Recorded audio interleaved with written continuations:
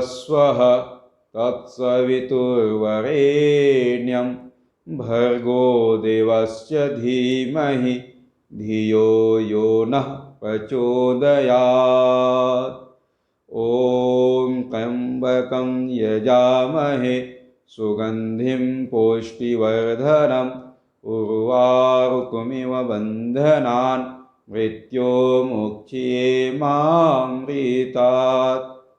ॐ सहनाववतु सहनौ भुनक्तु सह वीर्यं करवावहै तेजस्विनावधीतमस्तु मा विद्विषावहै।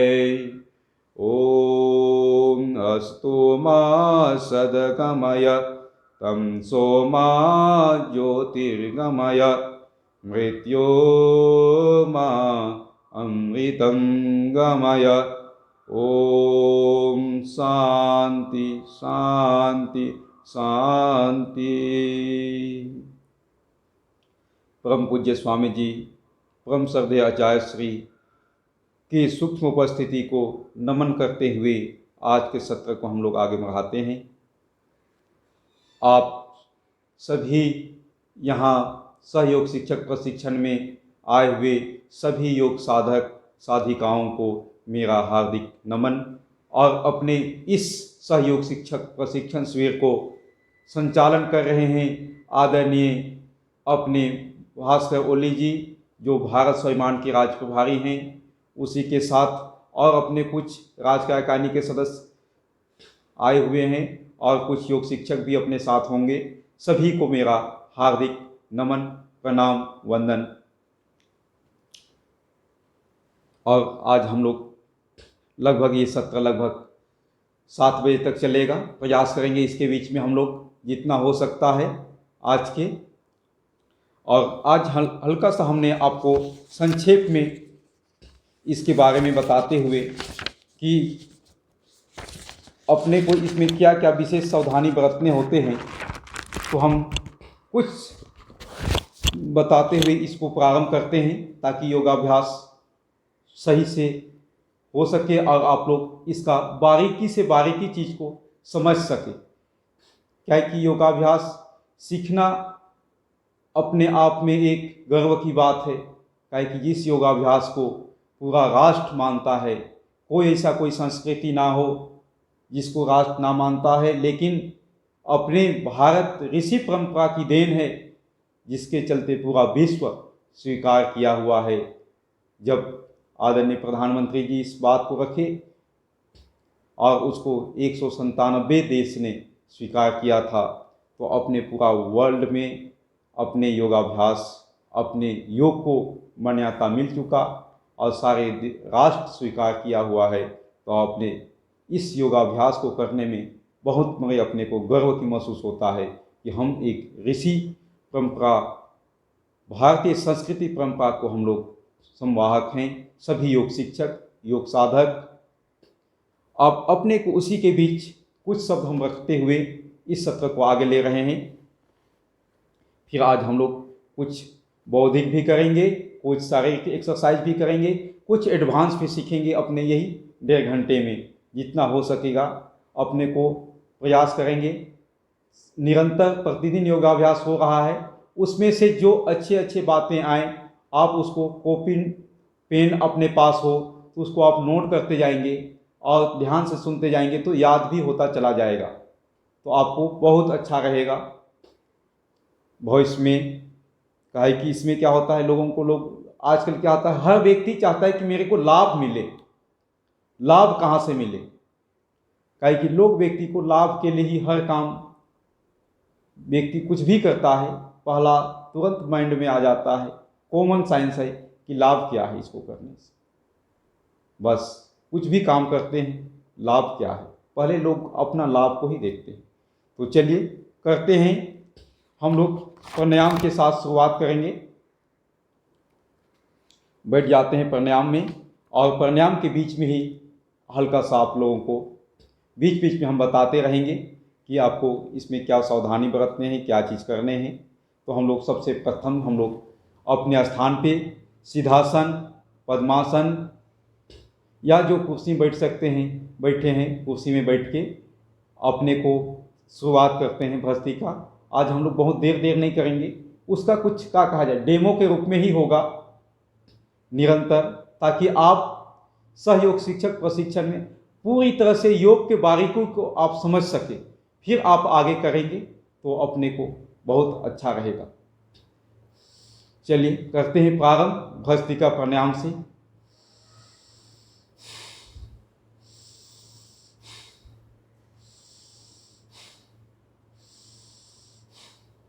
इसको अपने 3 तरह से कर सकते हैं। देखिए, फर्स्ट में आपको पूज्य स्वामी जी महाराज बताते हैं, जो रोगी हैं वो धीरे धीरे करेंगे, और जो स्वस्थ हैं मीडियम में करेंगे, और जो युवा है वो तेज गति से करेंगे। तो 3 गति से कर सकते हैं इसको, अपने भस्त्रिका प्राणायाम को भी।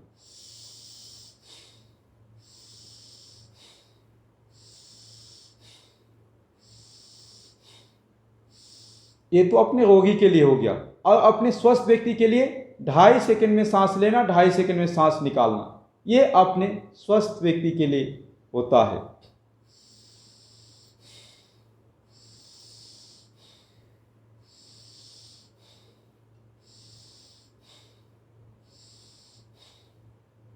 ये तो हो गया स्वस्थ व्यक्ति। और जो पूरी तरह से स्वस्थ हैं, फिट हैं, युवा हैं, वो अपने को तेज कर सकते हैं।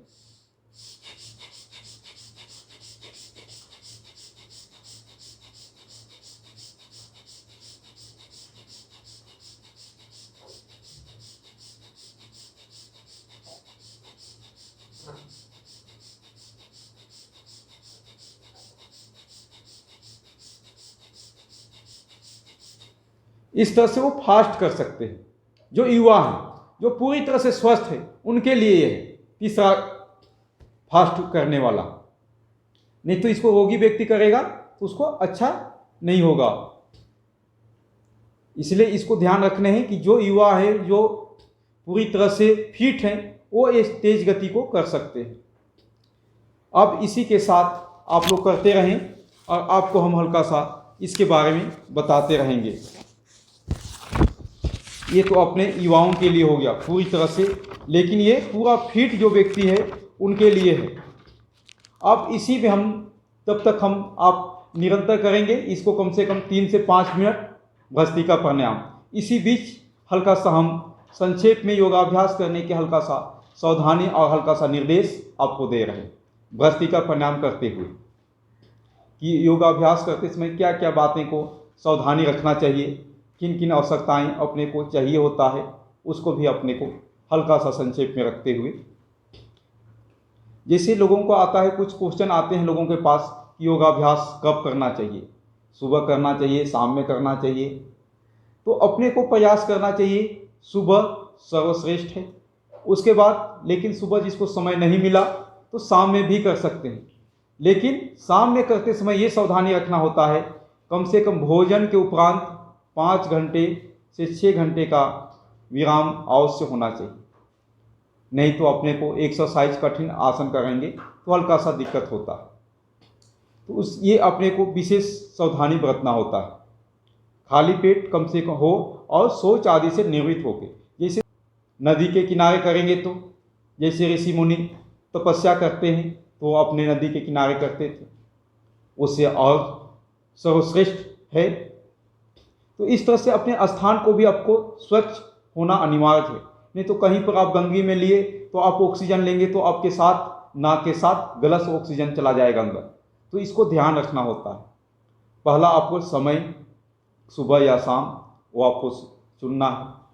आपको दिन में कभी भी कर सकते हैं, रोगी व्यक्ति दिन भर कर सकता है, लेकिन उसमें कुछ प्राणायाम को कर सकते हैं, कुछ एक्सरसाइज को करते हैं, जैसे सूक्ष्म व्यायाम उसको कर सकते हैं। नहीं तो आप कठिन आसन नहीं कर सकते। उसके बाद दूसरा आता है कि कैसे बैठना चाहिए, क्या है। तो आसन आपको लगाना होता है, कोई एक आसन बिछा के उसके ऊपर ही बैठना होता है। ऐसा ना हो कि आप जमीन में बैठ के योगाभ्यास कर रहे हैं तो आपके आप चादर बिछा लें। आजकल आधुनिक युग में योगमेट आ रहा है, योगमेट बिछा लें। आप पतला कंबल बिछा सकते हैं, लेकिन पूरे जमीन में बैठ के योगाभ्यास नहीं किया जाता है। आपका जमीन का संपर्क आपके शरीर से ना हो, नहीं तो उससे अर्थ हो जाता है। आपके पास जो ऊर्जा आप लेंगे प्राणायाम से, वो ऊर्जा अर्थ हो जाएगा। तो इसके लिए बीच में उसको डिवाइड माने रोकने के लिए आपके पास योगमेट, चादर, कुछ भी बिछा हुआ हो, उसके ऊपर बैठ के ही करें। उसके बाद आसन के बाद होता है कि आप वेशभूषा कैसे पहने। आप वेशभूषा बहुत ज़्यादा टाइट का है कि आजकल क्या हो रहा है, जीन्स आ रहा है, लोग जीन्स पहन के करते हैं तो उसे बैठने में असुविधा होता है। तो अपने को जीन्स ना पहन के अपने को कम वस्त्र हो, जिसमें मर्यादित वस्त्र हो, वो अपने को पहन के करना चाहिए, जिससे आप आसानी से सभी एक्सरसाइज कर सकते हैं। तो ये आपको वेशभूषा, तो निरंतर जो लोग सुन रहे हैं, जो अपने भाग कर रहे हैं, वो भस्त्रिका प्राणायाम करते रहेंगे और मेरा बात कुछ सुनते रहेंगे, चुपचाप नहीं बैठे रहेंगे, और जो विशेष बातें हो उसको नोट करते रहेंगे। जो याद होने लायक ना हो, लगभग बातें याद हो जाएंगे तो अच्छा रहेगा। अब इसमें कुछ लोगों का आता है कि आयु वर्ग क्या हो, तो आयु वर्ग सभी लोग कर सकते हैं। बच्चे, बहुत छोटे बच्चे होते हैं, वो हल्का सा उसको सभी प्राणायाम देर तक नहीं करना होता है उनके लिए। उसमें से सबसे उत्तम माना जाता है 10 साल से ऊपर आयु वर्ग के पूरे आसन, कठिन आसन, पूरे व्यायाम, सभी आसन प्राणायाम करने के लिए उनको छूट है। उसके साथ साथ जो बुजुर्ग होते हैं वो धीरे धीरे कम करना होता है, उनको कठिन आसन नहीं करना होता है। जिस तरह से बच्चे को सबसे छोटे बच्चे नहीं करते हैं, उसी तरह बहुत बड़े अपने बुजुर्ग हो जाते हैं, वो नहीं कर पाते हैं। ये हो गया आयु वर्ग। अब उसमें मात्रा होनी चाहिए। अब इसमें योग को बहुत लोग कहते हैं कि आधे घंटे करने चाहिए, 1 घंटे करने चाहिए, 2 घंटे करने चाहिए, लेकिन आजकल भाग दौड़ के समय में अपने को हल्का सा इसको पूज्य आचार्य से पूज्य स्वामी जी महाराज ने कई रिसर्च करने के बाद 2500 वर्षों के बाद इनको न्यूनतम कम से कम व्यक्ति को एक भाग दौड़ के 24 घंटे में 45 मिनट का पैकेज बनाए हुए हैं पूज्य आचार्य श्री स्वामी जी ने, और अपने को दिए हुए हैं अपने को एक किताब। इस किताब में लगभग 45 मिनट का एक पैकेज है। इसको कम से कम व्यक्ति को, कितना भी भाग दौड़ हो उसमें कम से कम व्यक्ति को करना अनिवार्य, ताकि अपने को 45 मिनट करेंगे तो अपने को 24 घंटा स्वस्थ रहेंगे। इसलिए कम से कम व्यक्ति को 45 मिनट कम से कम करना चाहिए। और समय है तो 1 घंटा, समय है 1.5 घंटा करेंगे अति उत्तम, 2 घंटा करेंगे और अच्छा। और किसी को पहलवान बनना है तो कुछ लोग तो दिन भर करते रहते हैं, कुछ खाए पिए फिर आराम किए फिर कर लिए, तो इस तरह से चलता रहता है निरंतर। तो अपने को समय के अनुसार अपने रोगी को उसी के अनुसार सेलेक्ट करना होता है। तो ये हो गया मात्रा, और आप लोग निरंतर करते रहें भस्त्रिका प्राणायाम।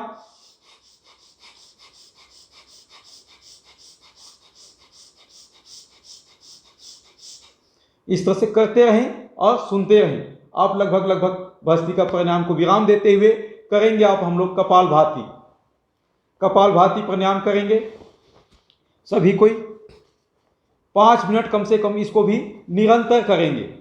5 मिनट अपने को अभ्यास होना चाहिए कि वो निरंतर हो जाए 5 मिनट तक।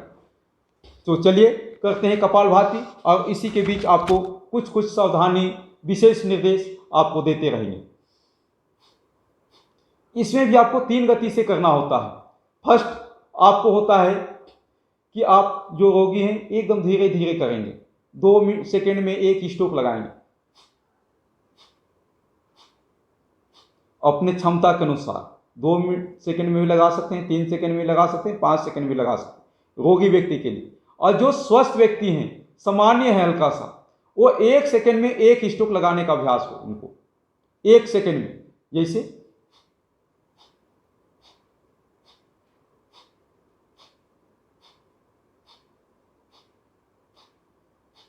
इस तरह से 1 सेकेंड में 1 स्ट्रोक।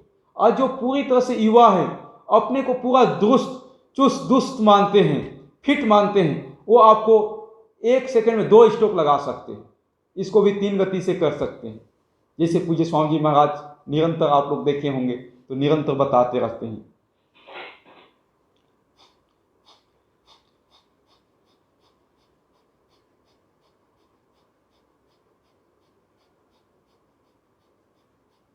चलिए सभी कोई करेंगे, आप लोग देख लिए, आप करना प्रारंभ करें सभी कोई, हम भी कर रहे हैं 1-2 मिनट, फिर आपको बताते रहेंगे।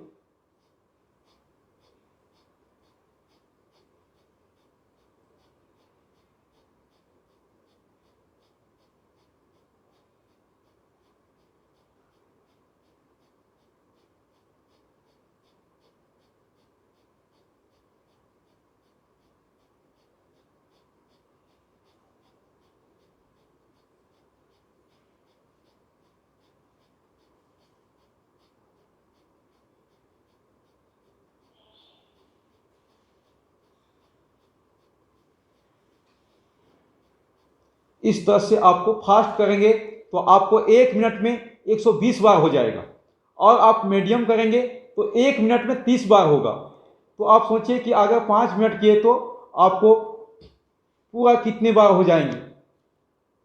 तो अपने को प्रयास करना चाहिए कि अपने को निरंतर प्रयास, धीरे धीरे शुरुआत में आपको 2 मिनट करेंगे बिना रुके, फिर 5 मिनट करेंगे बिना रुके, फिर आपको 10 दिन 15 दिन होने के बाद आप 10 से 15 मिनट बिना रुके आप कर सकते हैं निरंतर अपने कपालभाति प्राणायाम। जब आप निरंतर करेंगे 5 से 10 मिनट तो आपको फिर अपने से अनुभूति होने लगेगा कि इस प्राणायाम से क्या क्या अपने को लाभ होने वाला। स्वतः आपको जागृत होगा, स्वतः आपको ईश्वर से स्नेह मिलना लगेगा, और आपको स्वतः अपने अंदर आत्मा को शांति मिलने लगेगा, और आपको अंदर से पूरा प्रसन्नता जागृत होगा कि योगाभ्यास से क्या होगा। नहीं कि आप 1 मिनट करेंगे तो आपको हल्का सा कम महसूस होगा, लेकिन आप निरंतर बिना विराम दिए आपको जब योगाभ्यास करने का अभ्यास हो जाएगा और आप 10 मिनट कर लेंगे तो आपको अंदर से पूरा शांत अपने लगेगा कि आप इसको तो हम जिन युगों युगों तक नहीं भुला सकते, वैसे अपने को अनुभूति मिलेगा। माने लगेगा कि हमको कोई ऐसा चीज़ मिल गया जिसको हम कभी भी भुला नहीं सकते, कभी भी उसको अपने से बिछुड़ने नहीं दे सकते हैं, ऐसा आपको अनुभूति होगा। लेकिन उसके लिए आपको कम से कम 10 मिनट निरंतर करने का जब अभ्यास हो जाएगा, 10 दिन 15 दिन में, माने इस सहयोग शिक्षक प्रशिक्षण शिविर में ही आपको ये योगाभ्यास करने का अभ्यास बन जाएगा, तभी आपको इसके अनुभूति पता चलेंगे योगाभ्यास से क्या लाभ हो रहा। नहीं तो क्या होता है, व्यक्ति लोग क्या करते हैं कि अपने को करेंगे मात्र 1 मिनट 2 मिनट, फिर कहेंगे मेरे को तो पता नहीं चला योगाभ्यास से क्या लाभ हो रहा। जब आपको तब पता चलेगा कि योगाभ्यास से क्या लाभ होता है, जब आप 10 मिनट कपालभाति कर लेंगे निरंतर बिना विराम दिए, तब उसका अनुभव आता है। नहीं तो आपको अनुभव कम आ पाएगा कि क्या लाभ हो रहा। 5 मिनट कम से कम करेंगे तो आपको आना शुरू हो जाएगा, और 10 मिनट करेंगे तो आपको पूरा अंदर से आपको प्रेरणा मिलेगा कि योगाभ्यास से क्या लाभ हो रहा। काहे कि हर व्यक्ति इस संसार में, मनुष्य ऐसा है कि लाभ को हमेशा देखता है, बिना लाभ को उसको कुछ करने का मन नहीं करता, काहे कि स्वभाव है मनुष्य के साथ। तो हम लोग कपालभाति करते करते कुछ बातें आप लोगों को हम बता रहा हूँ, आप लोग करते रहें अपने स्थान पे बैठ के, और हम कुछ बताते जा रहे हैं, हम भी बीच बीच में करते रहेंगे, डेमो के रूप में हम करते जाएंगे। आप उसको देख के आपको निरंतर करते रहना और सुनते रहना, काहे कि हम करते रहेंगे तो हम बता नहीं सकते हैं आपको, इसलिए हल्का सा हमको रोकना पड़ता है और फिर बताना पड़ता है, और हम भी कर रहे हैं बीचों बीच में। अब इसमें क्या होता है, लोगों का कुछ आता है कि सांस मुंह से भी लिया जा सकता है क्या, या नाक से केवल लेना चाहिए। तो इसमें अपने को ध्यान देना होता है, मुंह से कभी सांस नहीं लिया जाता, काहे कि परमात्मा ने सृष्टि ने ऐसा रचा है, परमात्मा ने सृष्टि को, कि उसमें एक रत्ती पर भी कहीं पर भी गुंजाइश नहीं बचाए कि दोष हो। लेकिन काहे कि मनुष्य तो हर बार बनाता है, 2 दिन 4 दिन में ही उसको परिवर्तन करने की आवश्यकता होता है। जैसे आप देखते होंगे सभी लोग मोबाइल यूज करते हैं, जितने लोग कनेक्ट हुए हैं सबके पास मोबाइल है। आप हर साल देखिएगा नया मॉडल आएगा, कहेगा इसमें ये कमी था, अब इसको हल्का सा मॉडलाइन कर दिया गया और इसको दूर कर दिया गया। हर साल देखिएगा चेंज मिलेगा कि हाँ इसका नया वर्जन आ गया, इसका नया वर्जन आ गया, अपडेट होते जाता है। सोचिए मनुष्य के पास इतना ज्ञान होते हुए भी हर बार हम लोग उसको अपग्रेड करते हैं। लेकिन भगवान ने सृष्टि को ऐसे रचा है, मनुष्य को पूरा सृष्टि को कि युगों युगों तक एक बार भी वो अपग्रेड करने की आवश्यकता नहीं हुआ। तो भगवान की सृष्टि रचना ही अजब है, जिसको दोबारा संशोधन करने की आवश्यकता एक रत्ती भर भी नहीं हुआ। लेकिन मनुष्य तो हमेशा अपग्रेड करते रहते हैं। तो अपने को सांस मुंह से ना लेके नाक से ही सांस लेना चाहिए, ये सबसे उत्तम है, क्योंकि इसको परमात्मा ने बना रखा है। परमात्मा जिस तरह से बनाए रखा है व्यवस्था, उसको अपने को पालन करेंगे तो 100% अपने जब तक जीवन है तब तक स्वस्थ जीवन जिएंगे। ये हो गया अपने सांस लेने के लिए। अब उसमें सांस लेने के समय आगे जब झुकते हैं तो सांस बाहर होना चाहिए, और जब पीछे झुकते हैं तो सांस अंदर होता है, जब आप एक्सरसाइज करेंगे उस समय। तो ये आपके सांस लेने की कहे कि हम छोटी छोटी बात को चाह रहे हैं कि आप भूले नहीं, और आपको जो करें योगाभ्यास क्या होता है, टाइमिंग, विधि और उसका निरंतर करने का अभ्यास हो तो ही उसको पूरा लाभ मिलता है। अगर विधि से आप नहीं किए तो आपको लाभ कम मिलेगा। अगर आप टाइमिंग का ध्यान नहीं रखे तो आपको लाभ कम मिलेगा योगाभ्यास। फिर आपको लगेगा कि योगाभ्यास करने से तो लाभ नहीं मिला। तो लाभ तभी मिलेगा जब आपका विधि सही हो और आप उसको टाइमिंग के साथ कर रहे हैं और निरंतर कर रहे हैं, तो आपको लाभ मिलेगा योगाभ्यास का, और आपको सहयोग शिक्षक प्रशिक्षण का भी लाभ मिलेगा।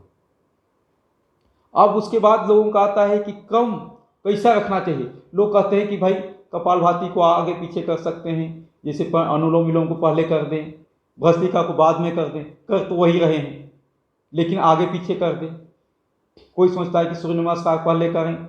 आप सोचिए कि बचपन में आप सबसे प्रथम में ABCD सीखे होंगे, सभी लोगों ने क ख सीखे होंगे। अगर ABCD को क्रम से ना रखा जाता, step by step ABCD Z तक, और उसको कहा जाता कि आप इसको याद रखो, तो पॉसिबल नहीं होता। काहे कि उसे उत्पटांग हो जाता, आगे पीछे हो जाता और कोई सीक्वेंस नहीं होता। तो अपने को हर चीज़ को सीक्वेंस के साथ करना चाहिए होता, एक विधि एक सीक्वेंस क्रम के साथ करना चाहिए होता। तो आपको क्या होगा, मेमोरी में याद होगा, उसी के आधार से आपका जो परमात्मा से आप आह्वान करेंगे तो आपको उसी से आधार से आपको उसका पालन होते जाएगा और आपको याद भी हो जाएगा और उसको आपको बेनिफिट भी मिलेगा और शरीर आपको उसके अनुसार ग्रहण भी करेगा। काहे कि आप मान लीजिए दिल्ली चल रहे हैं, आप वहाँ अपने घर से कहीं जा रहे हैं तो आप कदम इधर आगे पीछे नहीं जाएंगे, आप जाएंगे एक सीक्वेंस के साथ, आप आगे बढ़ते चलेंगे। तो आपको हमेशा क्रमवार सीक्वेंस के साथ ही करना होता, तो आपको पूरा लाभ मिलेगा, आपको याद भी रहेगा और आपका माइंड सेटअप भी होते जाएगा उसी के आधार से, शरीर भी उसी के आधार से उसको सेट करते जाता है। तो इसको आदमी को कर्म उसी आधार से करना चाहिए होता है, क्रमवार जिस तरह से विधि बनाया गया है, सिस्टम बनाया गया है, उसी अनुसार करना चाहिए। अब उसमें कुछ बातें आते हैं कि दृष्टि कैसी रखनी चाहिए, मन को किस तरह से रखना चाहिए, आँख को किस तरह से रखना चाहिए। तो आपने मन एकाग्र हो, माने पूरी तरह से समाहित होके, जैसे पूज्य स्वामी जी महाराज कहते हैं, पूरी तरह से उस समय आप योगाभ्यास कर रहे हैं तो सारे संसार को भूल जाइए। योगाभ्यास में पूरा तन अपने मन को एकाग्र कर दीजिए कि आप दुख है, परिवार है, ये है, सब भूल जाइए। बस उस समय परमात्मा से आपका लगा कि आपको परमात्मा सामने है और उनके हम दर्शन करते हुए हम अपने योगाभ्यास कर रहे हैं। उस समाहित चित्त होके करना चाहिए एकाग्र के साथ, तो आपको पूरा लाभ मिलेगा योगाभ्यास का।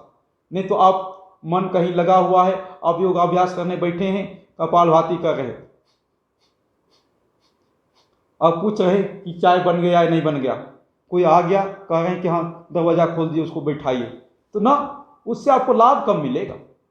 आपको कर रहे हैं लेकिन लाभ आपको कम मिलना है कि आपका मन तो वहां चला गया, कोई आ रहा है जा रहा है कि हाँ मेरे को ऑफिस जाना है 9 बजे, आपको पूरा ध्यान बंद कर देना चाहिए और आप योगाभ्यास करें कम से कम 45 मिनट से 1 घंटा, पूरा समाहित चित्त होके करें।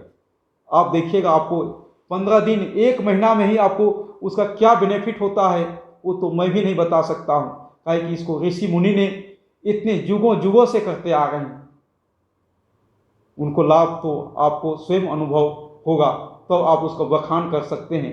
कोई इसका लाभ का बखान नहीं कर सकता है, ऋषि मुनि ही करते आए हैं और उससे हम लोग सुनते आए हैं कि इसका योगाभ्यास का क्या लाभ है। तभी तो व्यक्ति योगाभ्यास से अपनी मृत्यु को जीतता है, अपने को 365 दिन स्वस्थ रखता है। जब तक जीवन जीता है तब तक स्वस्थ रहता है। अपने को कपालभाति करते रहना है और सुनते रहना है। तो अपने को इस तरह से अपने दृष्टि होनी चाहिए। अब उसी के साथ कभी आप कठिन आसन करेंगे तो पसीना आ जाएगा, तो आप रुमाल से, चादर अपने तौलिया से पोंछ सकते हैं। शरीर का तापमान सामान्य रहता है, लेकिन जिसको बुखार हो गया है तो हल्का सा तापमान ज़्यादा होता है, तो उसको अपने को उसी अनुकूल पर अपने को प्राणायाम करना होता है। उसको फास्ट नहीं करना होता है रोगी व्यक्ति को। आप जितना एक्सरसाइज कीजिएगा, थक जाइएगा तो विश्राम देना अनिवार्य होता है, नहीं तो आपको विश्राम नहीं देंगे तो मांसपेशियों में जकड़न आता है। अब इसी के साथ महत्वपूर्ण और सावधानी, ये तो छोटी छोटी बातें थे जिसको आप ध्यान रखेंगे तो आपको लाभ मिलेगा, 100% लाभ मिलेगा। इसलिए हमने छोटी छोटी बातें को हल्का सा ध्यान दिलाया। आपको पहले भी बताए होंगे, लेकिन हम सोचे कि कुछ बता दें जो कहीं छूट गया हो तो अपने को आ जाए। अब इसमें विशेष ध्यान रखना होता है कि रोगी व्यक्ति को जैसे कान में बह रहा है, आँख लाल हो गया है, तो उस व्यक्ति जो इस तरह से हैं उसको कठिन आसन नहीं करना होता है। जैसे शीर्षासन उसको नहीं करना होता है, उससे हानि हो सकता है उसको करने से। कहीं कान बह रहा है, आँख में लालिमा हो तो उसके साथ साथ स्नायु तंत्र दुर्बल हो तो उसको नहीं करना होता शीर्षासन। अब जिसका हृदय पूरी तरह से दुर्बल है, कमज़ोर है, तो उसको क्या होता है पूर्ण शलभासन या धनुरासन नहीं करना होता है। या जिसको मान लीजिए किसी को फ्रैक्चर हो गया, पैर में हो गया है, हाथ में हो गया है, कहीं पर फ्रैक्चर हो गया है, जिसको अस्थिभंग बोलते हैं, तो उसको भी कठिन आसन नहीं करना होता है। या जिस समय व्यक्ति ऑपरेशन कराया हुआ है कोई कारणवश, तो उसको नहीं करना होता है उसमें कठिन आसन। तो ये छोटी छोटी बात को सावधानी रखना अनिवार्य होता है। और इसीलिए कहा जाता है कि कोई भी आसन, कोई प्राणायाम, कोई भी चीज़ करने से पहले गुरु के बिना संभव नहीं है, और बिना गुरु के नहीं करना चाहिए बोला जाता है। इसीलिए, और गुरु के बिना ही ज्ञान मिलता है। तो इसीलिए ये छोटी छोटी बातें को आपको हमने बताए। और हम लोग कपालभाति कर रहे हैं और 2 मिनट करेंगे कपालभाति, फिर करेंगे अगला योगाभ्यास, आगे बढ़ाएंगे। चलिए हम भी करते हैं, आप भी करें। आपको हमने छोटी छोटी बातें बीच बीच में बताते रहेंगे।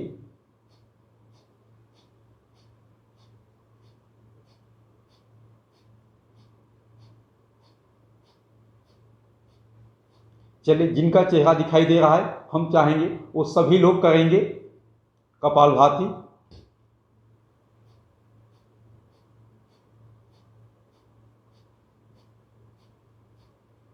जिनका दिखाई नहीं भी दे रहा है वो भी करें। जितने लोग कनेक्ट हुए हैं, लगभग मेरे को दिखाई दे रहा है 73 लोग हैं अभी, तो 73 के 73 लोग योगाभ्यास करेंगे और कर भी रहे हैं। सभी कोई लगभग लोग जान चुके हैं कि इस तरह से किया जाता है, काहे कि ये निरंतर चल रहा है अपने योगाभ्यास। 15 दिन से ऊपर हो चुके हैं लगभग।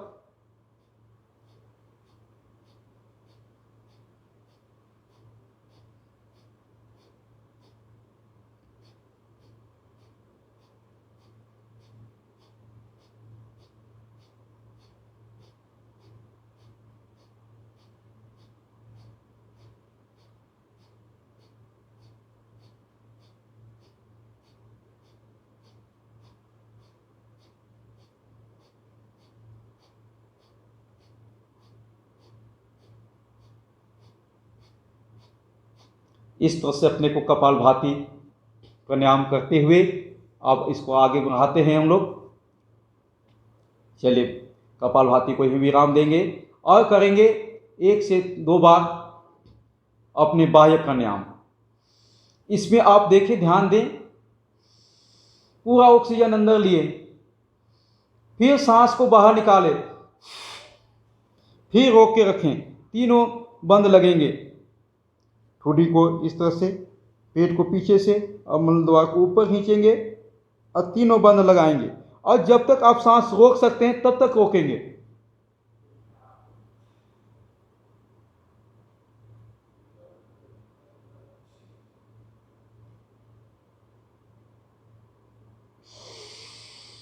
जब आपको लगे कि आप नहीं रोक सकते हैं तो सांस ले ले लें आराम से बंद को खोलने के बाद। तो अपने को ये डेमो के रूप में हम बता रहे हैं, आप उसको ध्यान से देखेंगे। और कोई चीज़ छूट गया है पहले से आप जान रहे हैं, कोई चीज़ आपको पहले किए सीखे हैं उसमें से कोई चीज़ नई चीज़ आए तो उसको आपको ध्यान से देखना है और समझना है और उसको पालन करना है। चलिए और एक बार करेंगे, कम से कम 2 बार तो अनिवार्य रूप से।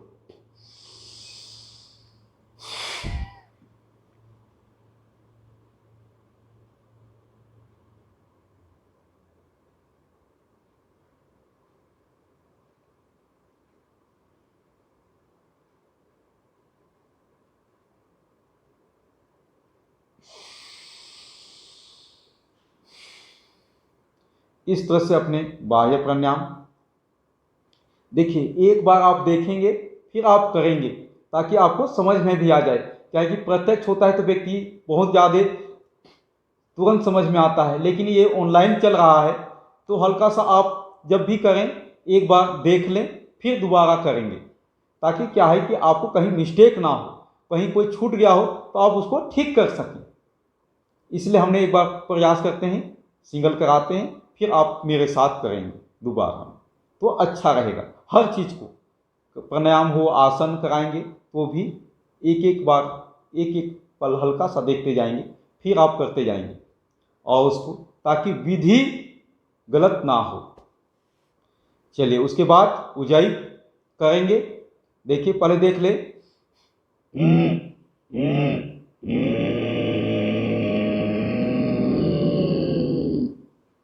फिर इस तरह से बंद बंद करने के बाद ऑक्सीजन अंदर बाहर आना बंद हो जाता है।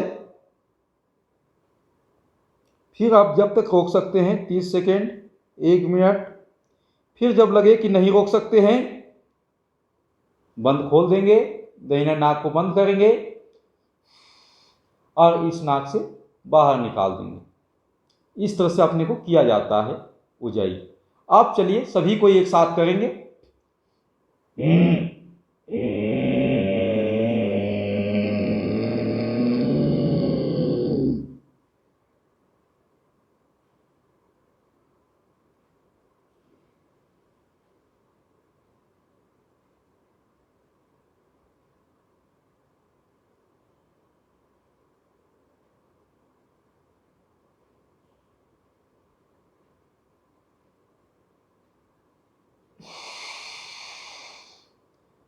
तो अपने को इस तरह से करना होता है।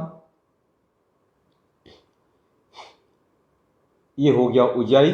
और इसके बाद एक महत्वपूर्ण प्राणायाम अपने पास आ रहा है, अनुलोम विलोम। चलिए आप इसको आप सब कर एक बार देख ले, फिर सभी को इसको भी कम से कम 3 से 5 मिनट करेंगे।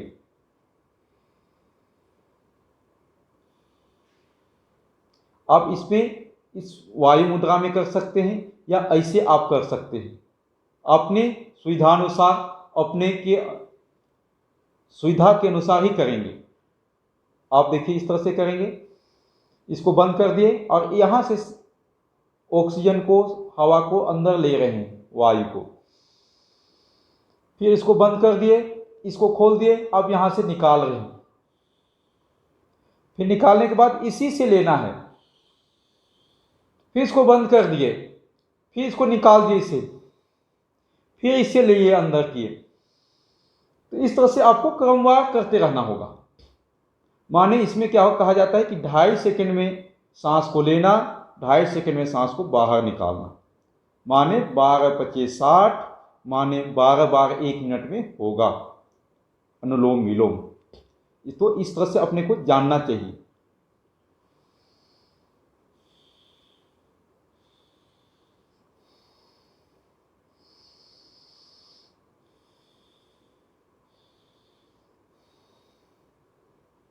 और इसको 5 मिनट आप निरंतर करेंगे तो कितना बार होगा, 12-25-60, 60 बार होगा, निरंतर करेंगे तो 5 मिनट में।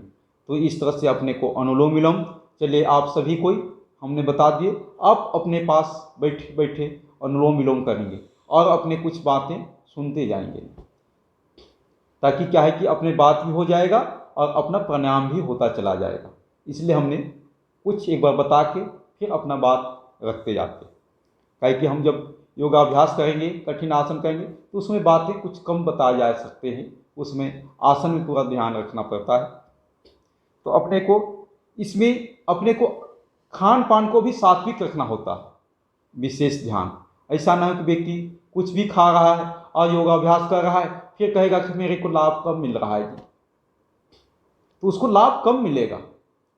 काहे कि इसका विधान है, ऋषि मुनि ने बनाए हैं और उनको ऋषि मुनि को परमात्मा ने प्रेरणा दिया है, उनके प्रेरणा से ऋषि मुनि ने अपने को ये चीज़ बताई हुई।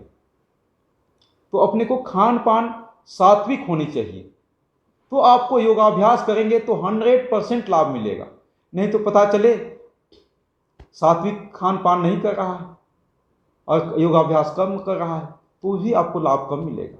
इसलिए सात्विक खान पान होना चाहिए।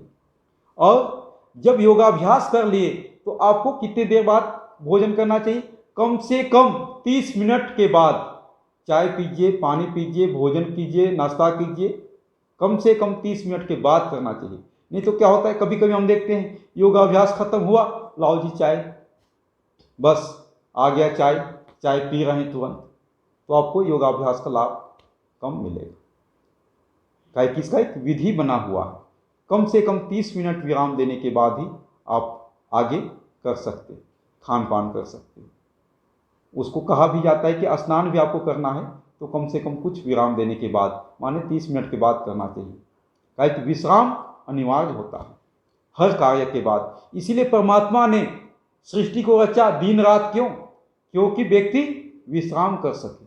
अगर परमात्मा ने दिन रात नहीं बनाया होता तो हमको नहीं लगता कि मनुष्य सो पाता। काहे कि सोता ही नहीं मनुष्य, फिर मनुष्य को रोग हो जाता, ये हो जाता, कितनी तरह से व्याधि हो जाते। इसलिए परमात्मा ने हल्का सा सोच के बनाया कि व्यक्ति दिन भर काम करे, रात में उसको विश्राम दे और नया ऊर्जा हासिल करे और अगले दिन फिर काम करे। इसलिए परमात्मा ने बनाया है दिन रात और समय बांधा है। नहीं तो क्या होता है, शहर में हम देखते हैं, जैसे मुंबई चले जाइए, महानगर में, दिल्ली चले जाइए, व्यक्ति दिन रात जगे हुए, 2 बजे सो रहे, 3 बजे सो रहे ना।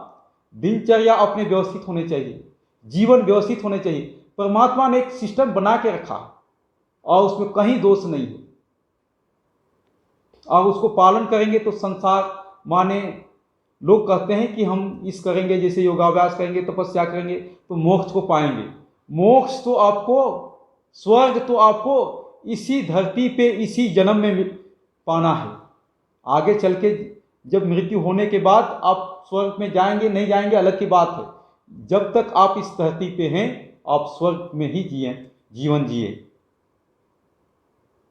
और पूरा आनंद के साथ जिए और 365 दिन जी स्वस्थ होके जिए। तो ये होता है अपने सावधानी, खान पान, अपने सात्विक रखने का फायदा और अपने दिनचर्या व्यवस्थित रखने का फायदा। नहीं तो क्या है, व्यक्ति रात भर जग रहा है, दिन भर सो रहा है।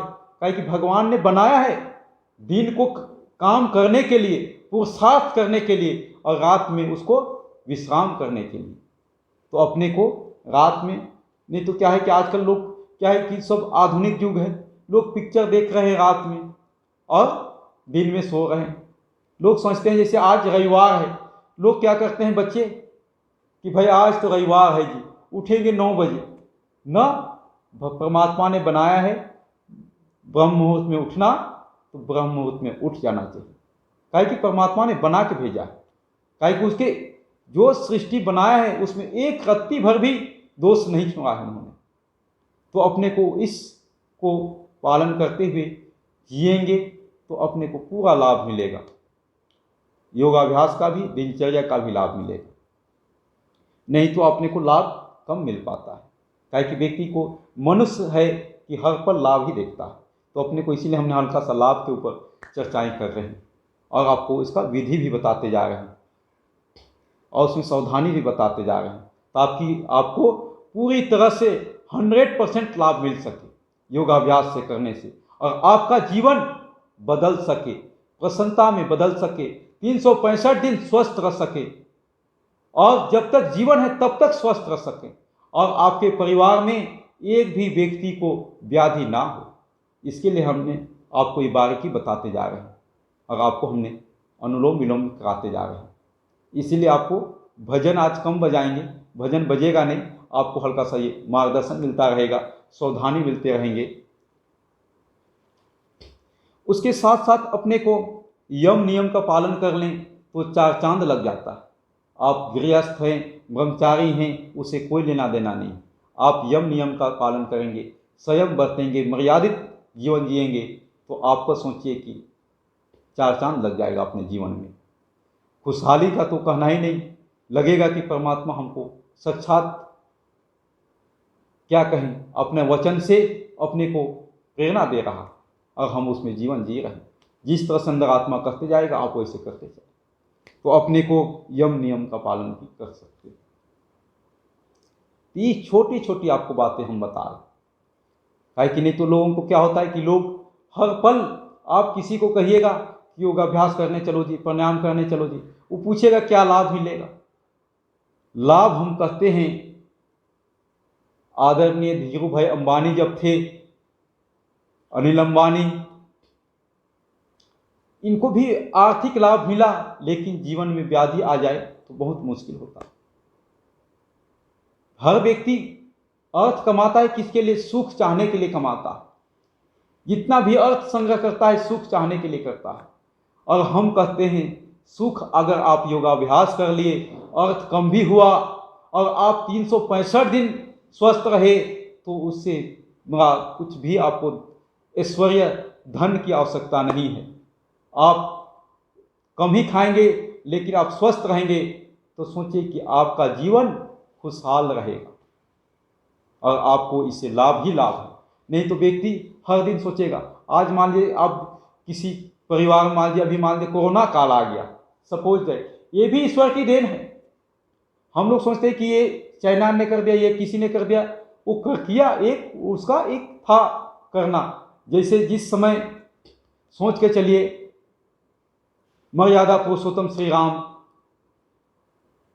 के समय भी सोच लीजिए, एक बंधुआ आई और उन्होंने हल्का सा ये हुआ, बातें याद दिलाई, वो हुआ।